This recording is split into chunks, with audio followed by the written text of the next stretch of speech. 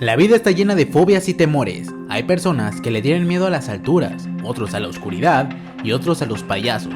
Curioso, ¿verdad? ¿Quién diría que algo como un payaso que existe para alegrar a los niños causaría tanto terror en las personas? Para que compartas ese miedo con las personas que sufren clourofobia, te contaremos la historia de Pogo, el payaso asesino. John Wayne Gacy nació el 17 de marzo de 1942 en los suburbios de Chicago. Fue el segundo de los tres hijos de John Stanley Gacy y Marion Elaine. La infancia de John no fue muy sencilla. Aparte de eso, se debió a que su padre era un alcohólico machista y violento con la necesidad de educar a su hijo a la antigua. Situación difícil para un niño que tenía inclinaciones homosexuales desde pequeño y que hasta en su vida adulta jamás aceptó. Ese dato jamás se lo contó en ningún momento a su familia, decidió callárselo. Fue hasta que lo arrestaron que confesó lo que había pasado, pero ya llegaremos a esa parte. John, a pesar de lo que le había pasado, era un niño normal. Tenía amigos, iba a la escuela y a los 18 años se mudó a Nevada para dejar a sus padres y poder independizarse. Comienza a trabajar de asistente mortuorio, es decir, que trabajaba ayudando con cadáveres en la morgue. Ahí es donde comienza a tornarse el panorama cada vez más oscuro. Cuando se quedaba a solas con los cuerpos masculinos sin vida, le gustaba acostarse con ellos y acariciarlos. De ahí, él mismo afirma que comenzó a sentir sus primeras erecciones y excitaciones. Fue el primer contacto homoerótico que tuvo, además de aquel caso trágico con el amigo de su padre. Después de unos cuantos años se muda a Chicago, Illinois, conoce a una mujer con quien se casaría y comenzó a trabajar en una zapatería. Testigos aseguran que era un trabajador ejemplar, amable y servicial, experto en convencer a la gente de que compre su producto.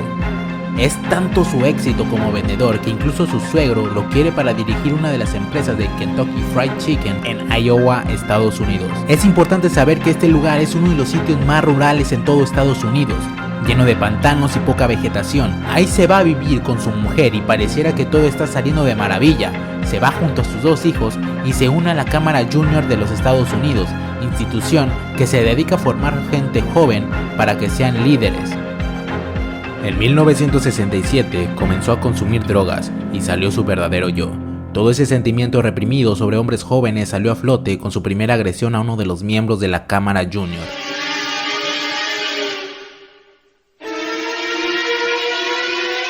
Donald Burgess es engañado por Gacy para que en la noche vaya a su casa. Al llegar ahí, Donald fue abusado y amenazado por Gacy si llegaba a hablar sobre el tema con alguien más. El joven, de tan solo 15 años después de vivir lo narrado, contó todo a sus padres esa misma noche. Antes de ir a juicio, Gacy mandó a golpear de muerte a Donald, pero consiguió escapar y contar todo a las autoridades. Gacy fue arrestado con condena de 10 años, pero solo estaría 18 meses por buena conducta, con la condición de no volver a ver a su esposa y sus dos hijos. En 1971 vuelve a Chicago y comenzó su doble vida. Dos caras muy diferentes en una persona.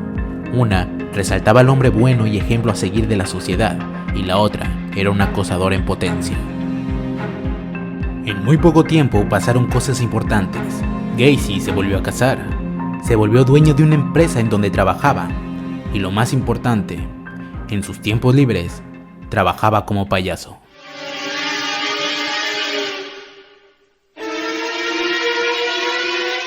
Comenzó a presentarse en fiestas infantiles para niños que a lo mejor no tenían la posibilidad económica para pagar un payaso, pues este lo hacía de forma altruista y gratuita, o simplemente gente que sí tenía dinero, pero que le tenían la confianza de que el buen vecino diera un show infantil a sus hijos.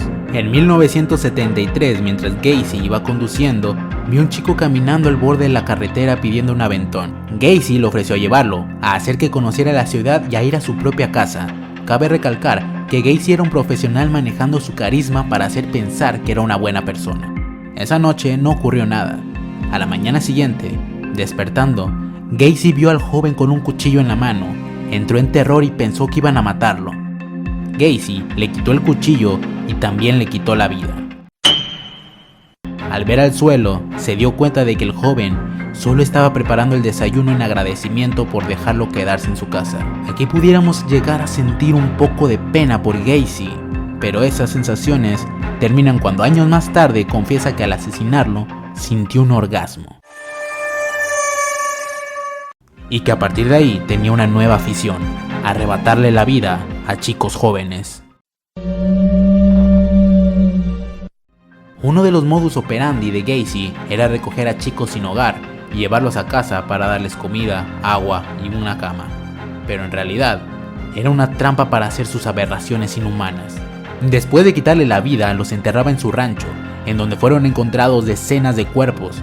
También lo hacía en su patio o en sitios desconocidos donde nunca quiso decir. En 1978 cometió su último crimen. Un joven de nombre Robert Pease, que ayudaba en una farmacia, entraba en contacto con él y le dijo que tenía una gran oportunidad de trabajo en su empresa debido a sus características. Supuestamente buscaba gente joven, emprendedora y trabajadora. Convenció a Robert de ir a su casa y al llegar le quitó la vida.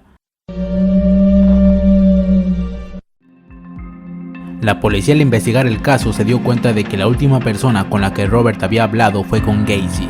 Gacy ya había logrado escaparse un par de veces de estos casos, pero esta vez la policía llegó con una orden de cateo y al entrar a su casa encontraron cosas como jeringuillas usadas, ropa que no era de su talla, esposas y entre otras cosas. La policía comenzó a observar cada uno de los pasos que daba Gacy y este lo sabía, pero no le importó y trató de volver a llevar a un hombre a casa ofreciéndole empleo y hasta llegar a ofrecerle marihuana. La policía con esto pudo llegar a arrestarlo. Él mismo en su declaración confiesa haber matado a más de 30 personas y fue condenado de muerte. Y así fue como la pesadilla de los Estados Unidos del año 70 llegó a su fin. Pogo llegó a asesinar a más de 30 personas, todas jóvenes y todas del sexo masculino. Se cree incluso que pudieron llegar hasta ser 100 víctimas a manos de este asesino.